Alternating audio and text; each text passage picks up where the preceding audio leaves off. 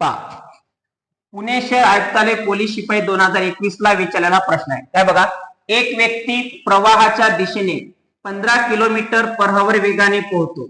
जर प्रवाहाचा वेग 3 किलोमीटर पर आवर असेल तर त्या व्यक्तीच्या प्रवाहाच्या विरुद्ध दिशेचा वेग किती? ठीक आहे, चला बोटनाव प्रवाहावरचा हा प्रश्न आहे. लक्ष द्या, बोटनाव प्रवाह यावरच्या उदाहरण सोडवताना कोणत्या कन्सेप्टचा वापर करायचा बघा, तर वीज दे हा कन्सेप्ट वापरायचा. कोणता कन्सेप्ट वापरायचा? वीज दे. ठीक आहे,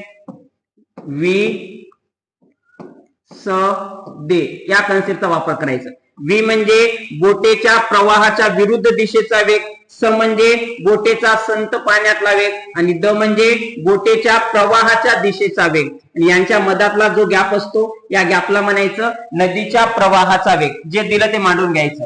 एक व्यक्ती प्रवाहाच्या दिशेने द दिले तुम्हाला, किती दिले सांगा? 15 किलोमीटर पर आवर. त्याच्यानंतर काय दिले? जर प्रवाहाचा वेग, या गॅपला नदीचा प्रवाह म्हणतात, प्रवाहाचा वेग किती दिले?